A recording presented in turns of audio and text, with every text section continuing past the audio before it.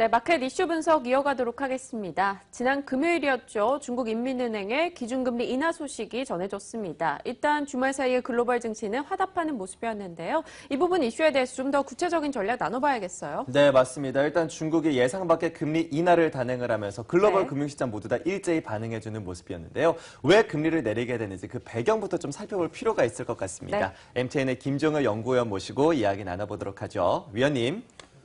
네, 외환당국의 시각과는 좀 다르다라고 보고 있는데 외환당국 쪽에서는 그 위안화 환율을 절하하기 위함이 아니다라고 얘기했지만 최근에 위안 달러 동향을 보면 그 얘기는 맞지 않다라고 봐야 되겠죠. 준비된 그림을 보시면 위안 달러의 전반적인 동향은 최근 들어서 대부분의 통화가 달러의 약세를 보이고 있는 최근 구간에, 그러니까 지난 여름 이후에 달러 대비해서 2% 이상의 절상이 되는 양상이었습니다. 그러니까 모든 통화들이 대부분 달러 대비해서 약세를 보이고 있는 구간에서도 거의 위안화가 독야청청 혼자 달러 대비 강세를 보였기 때문에 이와 같은 흐름에서 금리를 인하한 것은 환율 전쟁에 뛰어들고 있다. 즉 유로와 엔화 모두 밀리고 있는 상황에서 위안화도 달러 대비 약세로 가겠다라는 것을 아예 본질적으로 드러내고 있다라고 좀 봐야 될 것 같고요.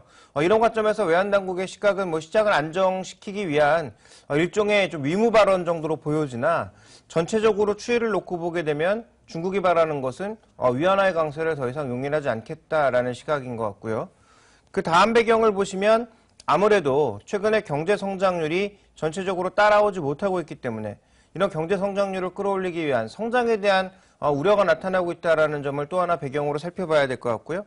자, 마지막으로는 물가와 함께 주택 가격 동향, 결국 부동산 시장에 대한 부담감이 현재 금리 인하를 통해서 어느 정도 막아보겠다라고 하는 중국 정부의 의지가 담긴 것이 아닌가 이렇게 판단이 되고 있습니다. 네, 위안화 가치가 한 1년 동안 50% 정도 뛰어오른 만큼 이에 대한 대책이 될 수 있다라고 이야기를 주셨습니다. 자, 중국의 금리 인하, 결국에는 정부 측에서 그림자 금융을 죽이기 위한 움직임이다. 이런 갖가지 이야기들이 나오고 있는데요. 저희가 살펴봐야 될 시사점 어떤 게 있을까요? 네, 가장 중요한 시사점은 지금 글로벌 교역량이 크게 늘지 않고 있는 상황이다.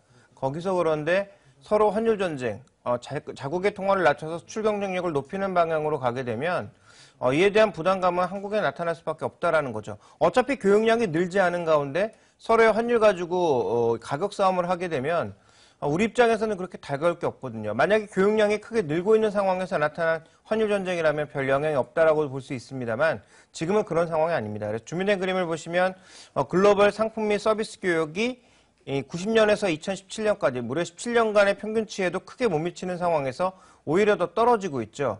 그러니까 이런 상황의 자체에 엔화의 움직임을 보시면 엔화가 최근에 다시 약세로 가다 보니까 줄어들던 수출 증가율이 다시 늘어나는 모습을 나타내고 있습니다. 결국은 환율 효과가 있다라는 얘기고요. 그래서 ECB도 기를 쓰고 지금 약세로 가려고 하고 있는 것이고 나중에 이제 실제로 어떻게 될지 모르지만 어쨌든 현재 구간에서는 환율 전쟁의 불씨가 점점 커져가고 있다는 것이고요. 우리 입장에서는 고래 싸움에 새우등 터진다고 원화라고 하는 통화가 국제 금융 통화로서 통용되는 것도 아니고 다른 통화, 그 달러를 제외한 다른 통화는 재정 거래가 되고 있는 상황이기 때문에 현재 이런 상황 속에서 우리가 내부적으로 대응할 수 있는 여력이 크지 않다라는 점도 부담 요인입니다. 그래서 이런 전반적인 흐름 자체가 일단은 좀 부담스럽다라고 봐야 될 것 같고요. 그 다음에 또 한 가지 중요한 점은 아까 뉴스에서도 언급이 되었는데요. 준비된 그림에서 보시면 중국의 유동성 지원이 초반에 2014년 초반까지만 하더라도 모두 단기 자금이었거든요.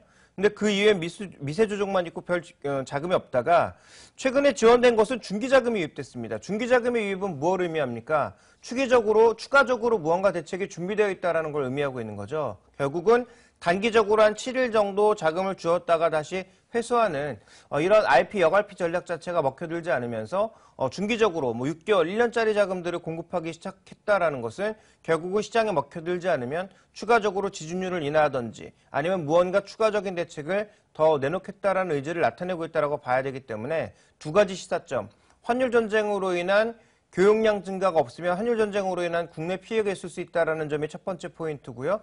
두 번째 포인트는 말씀드렸다시피 중국이 추가적인 대책을 준비할 가능성이 굉장히 높아 보인다. 이 두 가지가 중요한 시사점이라고 보고 있습니다.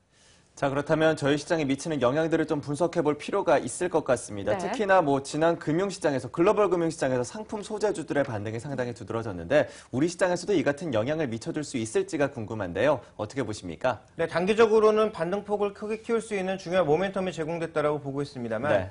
중기적으로는 수요 자체가 증가하지 않는 국면에서 중국도 구조조정을 멈추지 않을 것이기 때문에 소재주, 산업재주에 대한 중기적인 시각은 여전히 보수적이고요.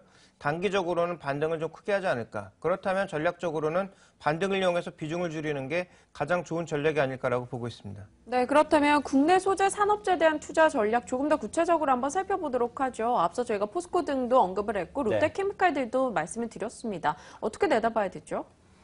동일합니다. 전반적으로 반등할 때 비중을 줄이는 게 답일 것 같습니다. 네, 자 그렇다면 이제 MSCI 종목 편입에 대한 기대감 확인해 보도록 하겠습니다. 이제 26일이죠. 내일 모레가 되면 이 편입 기대 종목들이 좀 바뀌게 되는데 네. 이에 따라서 이 종목들로도 투자 전략이 좀 필요할 것 같습니다. 벌써부터 시장에서는 좀 종목들의 움직임이 나타나고 있던데요. 어떻게 보십니까? 대부분 선반영되었습니다. 삼성 SDS라고 하는 종목을 외국인들이 전체적인 기조로 파는 동향 속에서 왜 샀겠습니까? 전 다 반영됐다라고 보거든요. 그렇다면 추가적으로 기대할 만한 요인이 없기 때문에 지금에 와서 MSCI 지수 편입 종목군들을 사는 것 자체가 제가 보기엔 미친 짓이다라고 보고 있습니다. 그래서 MSCI 그 기대 종목군들에 대해서는 오히려 단기적으로는 매도 관점으로 보는 것이 맞지 않나라고 보고 있고요. 실제로 외국인들의 지분율이 크게 늘어나는 종목군들은 별로 없을 거다. 오히려 시가총액과 상관없이 외국인들이 꾸준하게 사고 있는 SK하이닉스 같은 종목군들을 왜 꾸준하게 사고 있는지에 대한 연구가 필요한 것이지, 제가 보기엔 이게 가장 문제가 되는 게 기자들이 결국 문제라고 보고 있는데 이미 주가는 다 오르고 반영 다 되고 나서 이런 뉴스 나오는 것 자체가 저는 문제라고 보고 있습니다. 그래서 MSCI에 관련된 이슈는 분명히 긍정적이고 장기적으로 수급의 안정을 가져올 수 있는 요인이기는 하나 단기적인 모멘텀은 이미 충분히 주가에 반영되어 있다고 보시는 게 좋을 것 같고요. 정말 이 종목에 관심이 있으시다면 중장기적인 실적 흐름을 보고 조정 시에 매수를 해나가는 것이 좀 더 바람직하지 않을까라고 보고 있습니다. 네, 단순히 이 이슈에 따라서 움직이기보다는 이 종목 자체를 좀 깊게 들여다보자 이야기 주셨고요. 자, 엔캐리 자금도 한번 살펴보도록 할게요. 이 원행 엔캐리 수익률이 2007년 이후 최고치를 기록해 나가고 있다라는 소식입니다. 각종 이유로 인해서 자금이 흘러들어오고 있는데요. 이 부분 우리 증시에 모멘텀 된다고 보십니까? 네, 그 일본계 자금에 대한 얘기는 여러 번 드렸던 것 같은데요. 네. 기본적으로 일본의 연기금을 중심으로 해서 꾸준히 국내 시장에 들어온다. 이렇게 언급을 드렸는데 이게 과연 캐리성이냐를 우리가 따져볼 때는 좀 더 많은 고민이 필요하지 않나 저는 생각하고 있습니다. 캐리가 기본적으로 왜 갑니까? 금리 차이 그리고 환율 움직임 이 두 가지로 인해서 가는 거거든요. 그러면 현재 일본 캐리 자금이 계속 유입되기 위해서 뭐가 필요하느냐? 우리 금리가 일본보다 최소한 계속 높게 가야 되고요. 그렇다면 우리나라와 일본의 금리 차이가 줄지 않아야 되고요.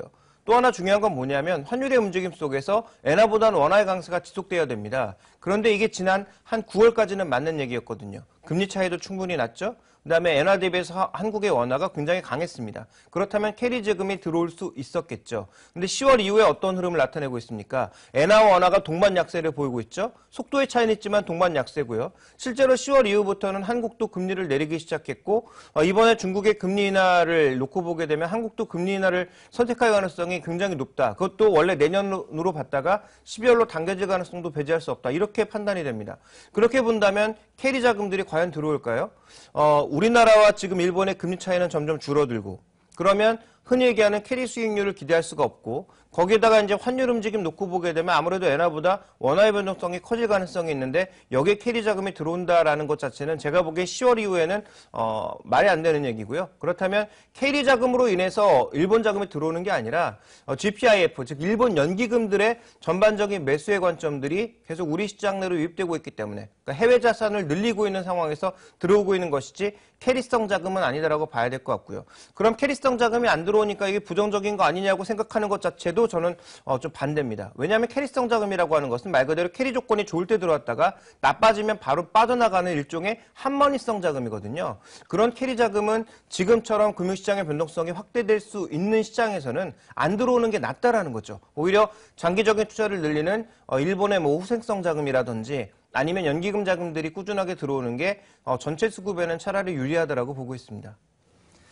네, 그런데 뭐 일본 연기금이나 아니면 기관들의 수급 자체도 네. 우리나라에 투자되는 비중, 특히나 주식시장에 투자되는 비중이 상당히 낮다라는 분석 자료도 있습니다. 이 부분들을 확인해 보시면서 또 저해장에 대한 수급도 좀 전략을 세워보는 게 중요하겠네요. 네, 시장 초점 맞춰서 전략 이어가도록 하겠습니다. 시장선 전략 함께 하시죠.